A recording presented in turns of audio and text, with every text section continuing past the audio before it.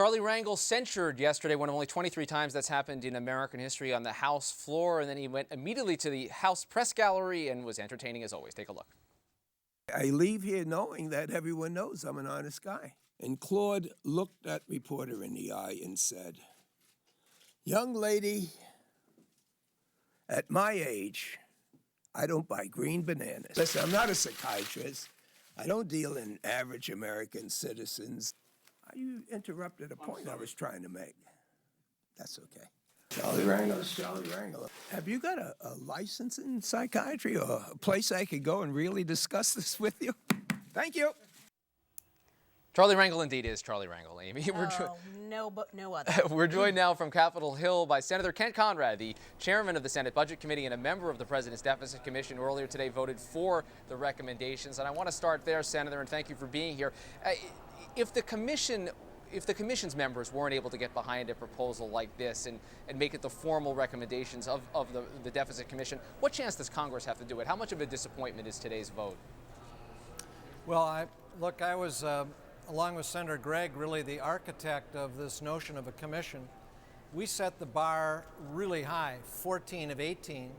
We got 11 of 18, which is more than 60%. Typically, 60%, even up against a filibuster, prevails. So I think measured in that way, it's a remarkable success that 60% of this commission could agree on really tough medicine, $4 trillion of debt reduction. So, you know, what Senator Gregg and I proposed was somewhat different. We said the president needed to be represented at the table by the Secretary of the Treasury and the head of the Office of Management and Budget. I think really that's where it needs to go next. We need to have a summit that involves the White House, the leadership of the House and the Senate, Democrats and Republicans. Senator, I want to talk to you about that for a second. Senator Durbin came out of this process saying this shows that we need to proceed and begin the debate. But when it comes to a summit, should we really be looking to the White House to be leading the charge on this? What do you expect from President Obama and the White House on this issue of the deficit? I expect their participation. That's what Senator Gregg and I proposed. That's what was left out of the executive order. That's what needs to happen next. I don't think there's any member of this commission that didn't realize at the end of the process something significant has to be done. We are on an utterly unsustainable course. We're borrowing 40 cents of every dollar we spend. We're headed for a circumstance in which the debt will be 400% of the gross domestic product of the country. And nobody believes that that is possible to allow to happen. So it's time now to come up with a plan that involves the president and Republicans and Democrats, House and the Senate. Senator, there'll be a vote in the Senate tomorrow on an extension of the Bush tax cuts only for those couples making less than $250,000 a year. The House voted on this yesterday and passed it mostly with Democratic support. How do you intend to vote tomorrow on this? Oh, I strongly support that. We absolutely must extend the middle class tax cuts.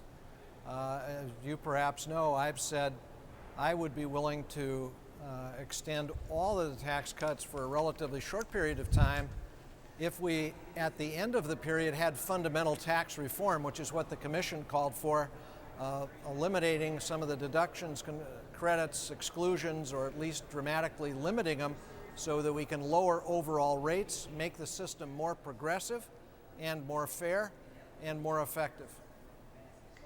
So, but originally you had suggested, as you said, extending all of the tax cuts. Are you going to be okay with just a bill that comes out that extends it only for those in that category, in that tax bracket? Well, it is the thing that absolutely must be done is to extend the tax cuts for the middle class. The economic consequences of failing to extend the tax cuts for at least the middle class would be very severe. Would cost us about 1/3 of the economic growth that's anticipated for next year, according to the Congressional Budget Office and other analysts.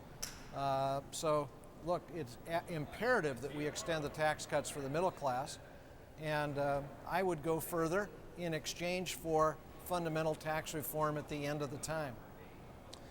Senator, I want to ask you about some of the tough choices that have to happen whenever you tackle the deficit, because we hear so much talk. Everyone says we have to do something about the deficit. When it comes down to individual programs, it gets so difficult. I mean, just this week, you signed a letter calling for an extension of ethanol subsidies. Environmental groups very critical of that, and would be something that again, would have a cost to the U.S. Treasury. How do you square those positions? How do you force Congress and members like yourself to say, look, we have to accept some things we're not going to like here? Hey, I just voted this morning for $4 trillion of debt reduction, $1.5 trillion of spending cuts, including $10 billion out of agriculture, when my state's the most agricultural state in the nation. So please, I mean, I've just bellied up to the bar. But ethanol is a larger. Let me answer your question. Sure. Ethanol is a larger question of energy security for this country. We have got to reduce our dependence on foreign energy. We're importing 60% of the oil that we use. We are spending $400 to $500 billion a year buying foreign energy. There is a huge part of our economic problem is the money we are sending overseas to pay for energy we could produce here at home. All right, Senator Kent Conrad, Democrat of North Dakota, who bellied up to the bar today, took that vote on the Deficit Commission. We appreciate you being with us. Thank you so much, sir. You bet. And we'll see where it goes, as we always. will. So Saturday votes. Saturday votes. We stay through the weekend. We'll be here, twitter.com/Rick Klein, twitter.com/Amy E. Walter, at least until I'm back in that jury room.